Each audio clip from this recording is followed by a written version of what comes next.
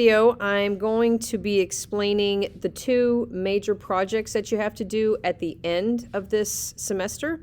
You could definitely start working on these early, no problem. If you finish them early, no problem turning them in. They are both going to be due on May 8th. So the first one is a live performance critique. So what you're going to do, you are either going to be attending a live performance or watching a live performance on YouTube or wherever, at whatever video. That's just kind of to allow for any kind of COVID restrictions or whatever. So either way, you can either go to a live concert or watch a live concert on YouTube or something.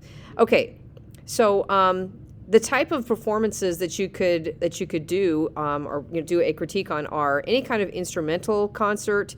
It could be if your kid is in middle school band, you can attend their concert and critique that. Your kid's in a choir.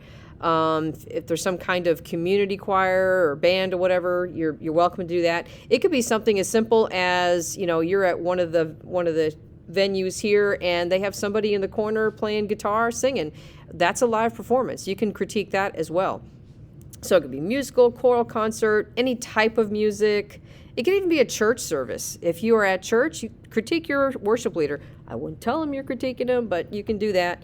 Free concert on the square, whatever. If you're not sure about a particular performance that you would like to attend, just shoot me an email and I'll tell you if that'll work or not. One of the main things, though, is you cannot be in the performance. Like, you can't critique your own group that you are currently performing in. You can't, like you're actually on stage. You can't critique yourself. So what you're going to do is you're going to give me the first information in part one. Just tell me about the name of the group. That's pretty self-explanatory there.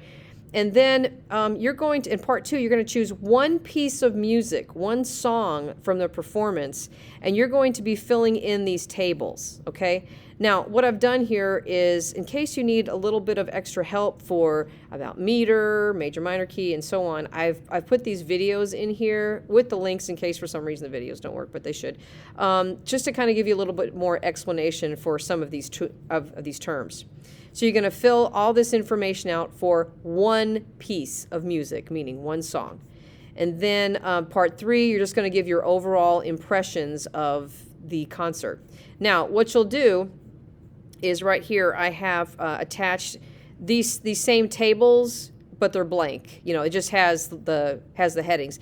And I don't want this to be a narrative form. I do not want this to be like a paper. I literally want you to just open up this right here, make a copy of it, whatever, and just fill in the tables with the information. That's all I want you to do for that. And if you get this done early, you can turn it in early. I would wait a little bit just so you can kind of get some of the terminology under your belt so you kind of know what you're looking for. But if you get this, feel like you can get this done in week 4, go ahead and turn it in, and then I can get it graded and get that knocked out. But this is going to be due May 8th. It's worth 100 points, and I cannot accept this late because that next week I have to get all of my grades in, and so it's got to be turned in on the 8th. I will not accept it late.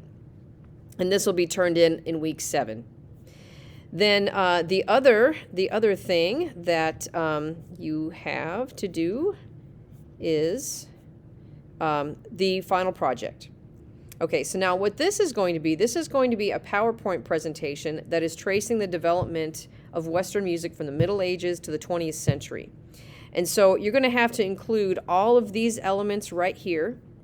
And this is your rubric, and I'm going to kind of go through this. So you're going to be looking for historical and cultural events outside of music that have happened in the same time period, major works of art and or literature, again, outside of music. I don't mean musical pieces for this section, but then you will find a musical example from each time period, and I have what I'd like you to include for that. So you're going to actually have the video posted in the PowerPoint and also the link. Always put the link as well, because when these get turned in on Blackboard, you might have put the video in the PowerPoint presentation, but it just It just doesn't work when I open it up. So always include the link as well. And then you're going to have information for one composer, and I give specific things I'm looking for there. And then important style features. Now, this is the section that people typically either forget or they're just not sure what I'm talking about. What I'm talking about is, like, for example, like if you're working on the Renaissance section, a type of music that was prevalent in the Renaissance is madrigal, and so you can define what a madrigal is and just explain what it is. And what I wanted to do is show you, just so you have kind of a heads up of what I'm kind of looking for. This is someone that did this in the past. And so what they did is they started off with some event in the Middle Ages that was significant. And then in this case, they did literature, something that was an example of literature in the Middle Ages that was significant. Then they have their example of the song example that is described. They have the video and they have the link. And then one composer, and they give the information about the composer. And then this is one style that was prevalent in the Middle Ages, and so they describe that. And then they just kept on continuing on through the different time periods.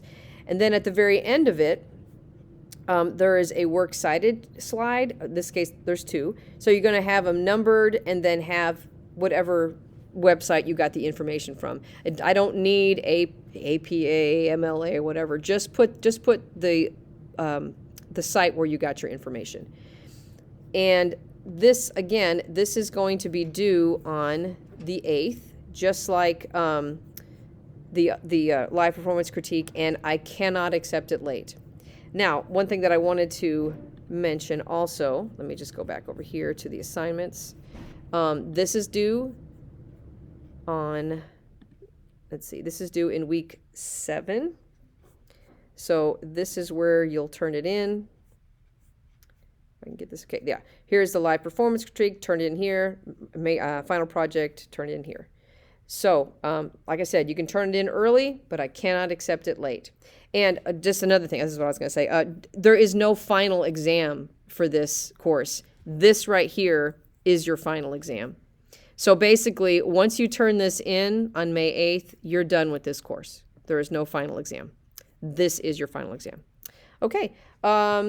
If you have any questions, just shoot me an email.